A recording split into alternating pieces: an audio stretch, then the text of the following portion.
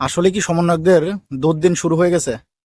সমন্বয়করা তো এখন মানে মিশে যাওয়ার মতন একটা অবস্থা তৈরি হয়েছে।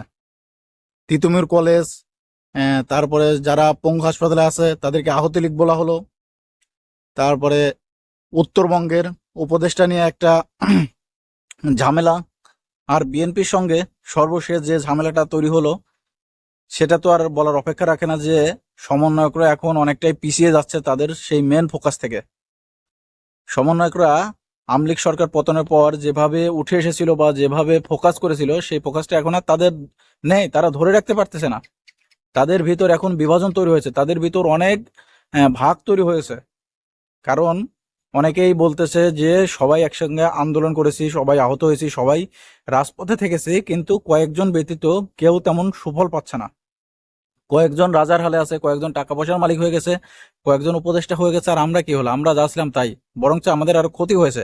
আমাদের জীবনের রিস্ক, জীবনের চলে যাওয়া এরকম একটা অবস্থা তৈরি হয়েছে, আমরা পঙ্গু হয়ে গেছি। এই কারণে কিন্তু সমন্বয়কদের কথায় আর কেউ এগিয়ে আসছে না।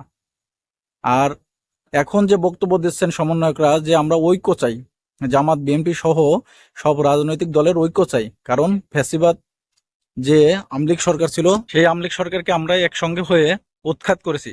এখন যদি আমাদের ভিতর বিভাজন তৈরি হয়ে যায় তাহলে কিন্তু আমলিগ সরকার বা আমলিগের লোকজন আবার রাস্তায় নামবে, তারা আবার রাজপথ দখল করতে চাইবে, তারা আবার নির্বাচনে অংশগ্রহণ করবে বা রাজনীতিতে ফিরতে চাইবে। এটা আমরা হতে দেব না। এ বিষয়ে কিন্তু উপদেষ্টা আসিফ ভুইয়া তিনি বলেছেন যে আমরা যখনই আমলিগকে নিষিদ্ধ করতে যাই তখনই বিভিন্ন রাজনৈতিক দল সেখানে দ্বিমত পোষণ করে। এখানে বিভিন্ন রাজনৈতিক দল বলতে কাকে বোঝানো হয়েছে?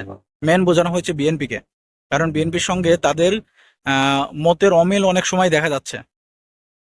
এবং কি হাসনাত এবং সার্জিস তারা উপদেষ্টার বাইরে আছে, তারা এখন অন্তর্বর্তীকালীন সরকারের বি টিম হিসেবে কাজ করতেছে।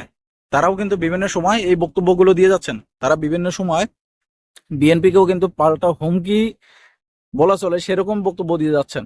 বলতেছেন আমরা অন্য দলকেও কিন্তু দেখে নেব, অন্য দলকেও কিন্তু ছাড় দেবো না, যেভাবে আমলিগকে উৎখাত করেছি। তাহলে অন্য দল বলতে কাকে বোঝাচ্ছে? বিএনপিকে বোঝাচ্ছে। কারণ জামাত তো এখন তাদের পক্ষে, জামাত থেকে তার বলবে না। জামাত তাদের পক্ষে থেকেও কিন্তু তারা রাষ্ট্রপতি অপসারণ, সংবিধান পরিবর্তন, আমলিগকে নিষিদ্ধ, এগুলো কোনো কিছু করতে পারছে না। কারণ বড় দল বিএনপি সেখানে সায় দিচ্ছে না। বিএনপির একটাই কারণ হলো বিএনপি এই অন্তর্বর্তীকালীন সরকারের পলিসির উপর, নিয়ম নীতির